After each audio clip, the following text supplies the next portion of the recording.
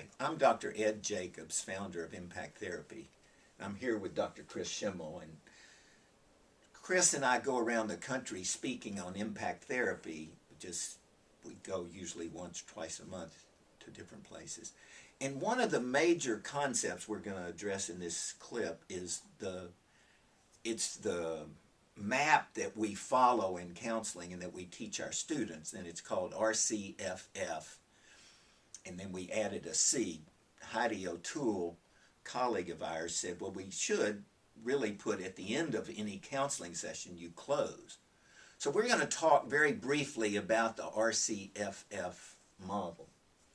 The first step in the RCFF model obviously is rapport, and a lot of folks are trained that you have to spend one whole session or the first two sessions or even longer just building rapport, and I think that's what makes this approach to counseling so attractive to so many people is that it really gives the counselor permission to acknowledge that a lot of clients come in and rapport is already there. Like with school counselors, you've heard me talk about how school counselors do a lot of rapport building on bus duty or in the lunchroom or on the playground or, seeing kids in the hallway of their high school. So when a student comes wanting help with something, they already have good rapport.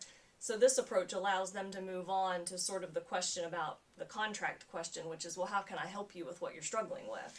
Yeah, and two other things quickly with rapport. How long should you spend building rapport? As long as it takes. Sometimes that's one session, sometimes that's 1 minute. 1 minute, right.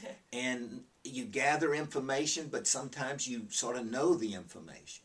And the other one is the best way to build rapport is to be helpful.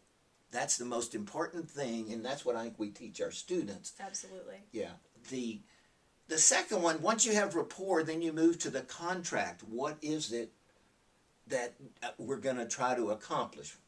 Some of the questions that I'll frequently use there are, how can I help you with this? Or I'll say, you said you're going to come see me, Mrs. Schimmel, and Dr. Schimmel, and how can I be, and you thought, if this is helpful, I will have learned this after we talked, or what would you have learned during our session that would be helpful to you, or what would change, or new ideas would you get? So yeah, just asking the client, how can this be helpful, or what would we, if you leave here in 15 minutes feeling like this was very helpful, what would we have talked about?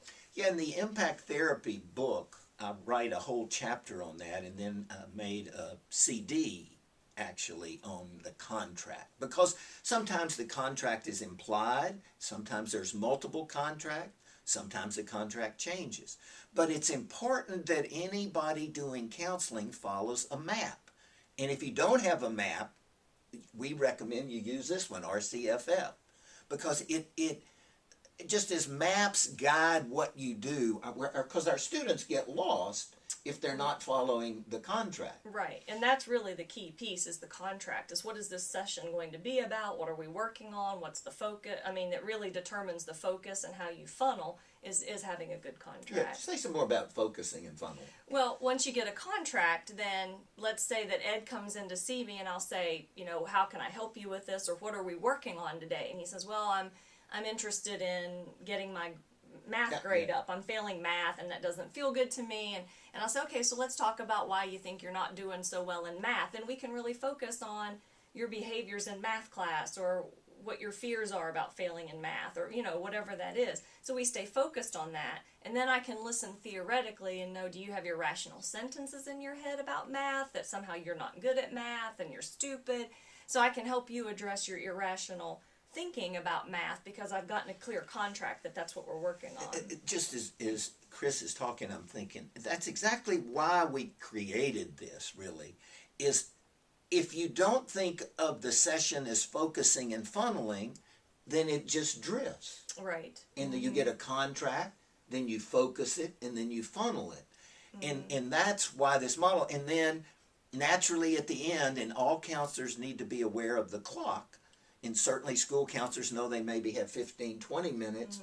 Other mental health counselors might have an hour or 50 minutes. But you need to close the session. My students make tapes all the time practicing counseling, and I wish I had $1 for every time I've said, they'll end a session like this, so this was helpful, right? Good. And I'll say, no, you really need to focus more on closing the session, asking, if this was helpful, what was helpful? What are you going to remember? What are you going to take away? And at least spend that last, I'll say in the last 60 seconds, I want to hear more of the client's voice than your voice, Yeah. because I want them reflecting.